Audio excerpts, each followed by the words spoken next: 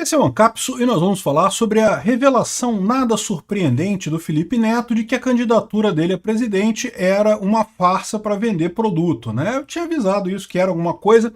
Eu achei que era um seriado que ele ia fazer e coisa e tal. Na verdade não era nem isso, era um audiolivro do 1984. Então foi só isso que ele quis fazer, quis voltar. O que eu acho que aconteceu na verdade é o seguinte: Felipe Neto, desde que parou de falar de política, meio que ficou esquecido do pessoal. Ele estava com saudade, queria causar, né? Então, no final das contas, eu vou fazer um negócio nesse vídeo. Eu vou lançar a minha candidatura à presidência da República. Aguardem no final desse vídeo a minha candidatura à presidência da República em 2026, tá? Essa notícia foi sugerida por Xandão Mostra que a Justiça Sempre Foi, Pinguço Corrupto e várias outras pessoas. Obrigado aí ao pessoal que sugeriu notícias lá no nosso site, no visãolibertaria.com. E obrigado a você que está assistindo o nosso vídeo. Se você gosta do nosso conteúdo, por favor, deixe o seu like e se inscreva aqui no canal, né? Pois bem, aparentemente virou festa, né? O Felipe Neto disse que anunciou a candidatura à presidência da República dele num vídeo, mas eu avisei para vocês, estava na cara que o vídeo era uma crítica a redes sociais e coisa e tal, a Elon Musk e coisa e tal. Eu achei que era até alguma coisa mais elaborada, né? Erro meu, cara, realmente subestimar ou superestimar o Felipe Neto é um erro, né? O cara é um simplório no final das contas, nem isso, nem aquilo que eu achei que ele poderia fazer, de fazer um seriado ou fazer alguma coisa assim, não, na verdade é só um audiolivro de 1984. E dá para ver que ele não leu 1984, né? E talvez, eu não sei como é que é esse audiolivro dele, pode ser que esteja errado a leitura do livro, né? Mas se ele leu o livro é uma crítica ao socialismo, é uma crítica ao Estado poderoso, né? Na verdade, se ele quiser de fato criticar as redes sociais, criticar a sociedade liberal, né, criticar a sociedade ocidental libertária, de liberdade de expressão e coisa e tal, uma crítica muito mais razoável à posição libertária é O Admirável Mundo Novo, de Aldous Huxley. É uma crítica que faz muito mais sentido, realmente ali machuca, né? 1984 é uma crítica ao comunismo, é uma crítica ao socialismo, é uma crítica ao ídolo dele, ao Lula, né? E você vê que ele tentou torcer alguns conceitos, né? Ele falou lá que não, que a nova fala é a rede social, porque ele diz que a internet, as redes sociais são a nova fala e coisa e tal. Sendo que ele esquece o principal fator que é da nova fala. A nova fala, ou a novilíngua, como é chamada no romance lá de George Orwell, é justamente o governo redefinindo termos para se adequar à propaganda do governo. Ou seja, há uma pessoa controlando isso daí. Quem que controla as redes sociais? Me explica. Eu sei que ele quer dizer que, não, o Elon Musk controla o X. Mas o X, e aí? E as outras redes sociais? Tem um monte de rede social por aí. Não tem uma pessoa controlando as redes sociais, né? O que esse pessoal se ressente é aquilo que eu falo para vocês. A esquerda sempre teve essa capacidade. Era exatamente isso que o George Orwell criticava lá atrás, né? Ele criticava essa tendência da esquerda de reescrever a história, de reescrever termos. Por exemplo, de dizer que o nazismo era de direita. Caramba, o nazismo é irmão gêmeo do socialismo, surgiu ali junto com o socialismo. O próprio Hitler era do Partido Socialista dos Trabalhadores Alemães e coisa e tal. E sempre foi muito próximo, né? Mas, no entanto, a esquerda usou a novilíngua para dizer que não, nazismo é de direita e não sei o que lá. A esquerda faz isso o tempo todo, né? Quando a esquerda usa termos como nazista e fascista, repara, a esquerda usou nazista e fascista com Geraldo Alckmin. Você pode até dizer, não, porque Bolsonaro é mesmo, não sei o que lá. Não tem nada a ver, cara.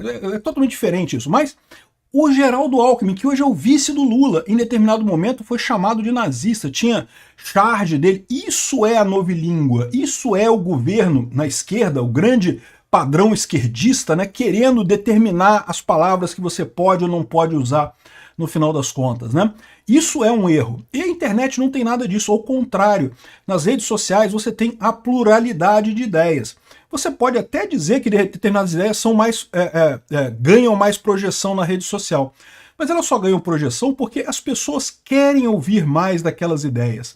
Eu vejo isso, eu acho que é muito importante as pessoas perceberem que você tem que lembrar que agora a gente tem muito mais informação do que tinha antes. Então, por exemplo, o pessoal do STF parece estar muito chocado porque descobriu que na internet tem gente que chama os ministros de idiota e coisa e tal, careca, gordola, não sei o que lá, xinga eles. Mas deixa eu tranquilizar os ministros do STF, as pessoas sempre criticaram o STF, aliás, sempre criticaram todo mundo no governo. É que vocês não ouviam. O problema é que as pessoas ficam tão chocadas com a internet. Outra coisa, não, porque é terra plana. Que absurdo! Tem pessoas que acreditam na Terra plana. Sempre teve pessoas que acreditam na Terra plana. É que você não ouvia falar dessas pessoas, porque não havia internet, não havia essa troca de informação tão grande assim. Sempre teve maluco que acreditava em Terra plana, sempre teve maluco anti-vaxxer, sempre teve esse tipo de maluco. O que acontece agora é que você fica sabendo disso, então tem que tomar cuidado com essas coisas. Quando você vê essas informações muito absurdas, pode parecer assim, a internet está criando maluco. Não, esses malucos sempre existiram. E agora você tem a oportunidade de ouro que te dá a internet, que é de contra-argumentar contra esses malucos. E felizmente isso está funcionando. O movimento da Terra plana perdeu força. Perdeu força por quê? Não, a internet não criou esse movimento já existia. Em 1990, 1980 já tinha movimento de terra plana e não sei o que lá. Infelizmente, meu amigo, se tem uma loucura no mundo, vai ter um ser humano para acreditar nessa loucura. Você pode ter certeza disso, é uma máxima. Vai ter alguém que vai acreditar na loucura, né? Ou seja, agora na internet você pode argumentar com essas pessoas. E à medida que você argumenta, aí que você realmente consegue quebrar esse tipo de coisa. A mesma coisa que eu falo da propaganda russa. O pessoal tem essa ideia de que não, que a propaganda russa é muito forte na internet porque elegeu o Trump, elegeu o Musk. Não. Eles são muito mais fracos agora do que eram antes, né? Na época da informação centralizada, sim, a Rússia tinha muita força. Quem elegeu o Trump foram os democratas. Os democratas, com essa perseguição toda ao Trump, então fizeram com o Trump o mesmo que o Alexandre de Moraes está fazendo com o Bolsonaro aqui no Brasil. Está transformando o cara no ídolo dos anti-establishment. E anti-establishment é outra raça que sempre teve e sempre vai ter. Sempre tem em qualquer sociedade um monte de gente que não está satisfeita com isso tudo que está por aí e quer derrubar isso tudo que está por aí e sempre existiu e sempre existirá e ganha força com a informação descentralizada. Por quê? Porque o governo sempre foi muito bom em esconder as cagadas e fazer propaganda das coisas boas. Então, até pouco tempo atrás, você tinha essa capacidade do governo de, né, dar as boas notícias. Inflação caiu, e não sei o que lá, e o Lula é bonito, né, e tem as coxas grossas, como diz a repórter, e não sei o que lá. Mas não saía as notícias ruins, né? Lula é broxa e usa uma fralda geriátrica porque caga de noite. A Jana tem que trocar a fralda geriátrica dele toda noite. Essas notícias não espalhavam antes. Agora espalha tudo. Você tem os dois lados da moeda, não consegue mais fazer essa coisa, né? E os preços no supermercado, todo mundo sabe que estão subindo, não tem nada de inflação caindo no país. Então esse é o problema. Tomem cuidado com essa ideia de achar que a internet é o mal. Não, a internet expôs o mal. Ela expôs pessoas que têm opiniões que são absurdas. É a nossa tarefa discutir, dialogar, argumentar e tirar essas pessoas dessas posições ruins que tem por aí. Ao contrário, brigar, censurar a internet, proibir de se falar determinada coisa, você está piorando a situação. Não apenas você está dando um caminho para essa pessoa não precisar argumentar mais, porque se você proibiu ela de falar, ela não precisa falar mais nada, né? Ela não precisa defender os pontos de vista dela, porque se ela falar aquilo vai ser censurado e acabou, né? Como também você acaba criando uma aura de antissistema nessa pessoa. Tem que tomar muito cuidado com isso. Antissistema tem em todo lugar. Antissistema é antissistema, é a natureza do anarcocapitalismo. Cada vez vai ser maior daqui para frente também, né? Enfim, então é isso que é o erro fundamental do Felipe Neto, ele achar que as redes sociais são um mal dessa história. Ele colocou a coisa como se porque a Nova Língua, que é uma rede social nova que controla suas informações e coisa e tal, e tem tudo. Não, meu amigo, mas aí que tá, a rede social expõe a informação de todo mundo. O governo, o Ministério da Verdade que tinha no 1984, era o governo, havia uma estrutura, havia uma pessoa que dizia, olha só, vamos mudar isso daqui muda. E isso é o ponto do autoritarismo, isso é o ponto da restrição da liberdade, né? Isso é o comunismo, isso é o erro. E o curioso é isso, porque a esquerda, ela tende a enxergar do outro lado aquilo que ela é, né? Ela percebe que a direita está crescendo de força, e ela fica se perguntando, caramba, como é que pode a direita estar crescendo de força? Quem é que está financiando a direita? O gabinete do ódio, não sei o que lá. E não tem isso, porque é um mecanismo diferente. Não é uma organização hierárquica dando força e coisa e tal. É justamente o fato de que a organização hierárquica da esquerda está falhando e coisa e tal, que leva a esse problema, né? Então pronto, o Felipe Neto é só um idiota, eu superestimei ele, achei que ele estava com uma ideia bacana de fazer um seriado e coisa e tal.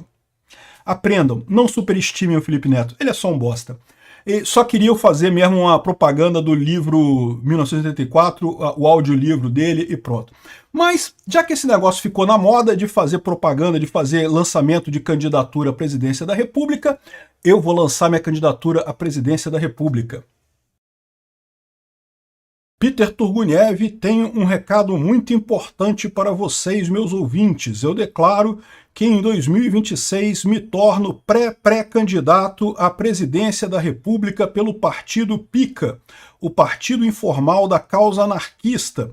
Já que virou festa se tornar pré-candidato, como Gustavo Lima, Felipe Neto e tantos outros, eu me torno pré-candidato também para as eleições de 2026. Minhas promessas são muito simples. Se eleito for por vocês, prometo assinar este decreto no primeiro dia da minha posse. Decreto Presidencial número 1 de 2027. Esse decreto decreta o fim do Estado brasileiro e a ilegalidade de todo Estado estrangeiro. Artigo 1º, fica dissolvido o Estado brasileiro. Acabou, já era, não tem mais. Todo funcionário público está demitido. Boa sorte para vocês, recomendo botarem um currículo ali o Twitter agora tem um serviço muito bom de recolocação. Congresso e Justiça, boa sorte aí, sugiro trabalhar como Uber e iFood, respectivamente. Eu renuncio para cuidar da minha plantação de batatas, Brasília, 1º de janeiro de 2027, Peter Turguniev, presidente da República. Essa é a minha pauta, é só isso que eu prometo, não prometo mais nada. Votem em mim em 2026.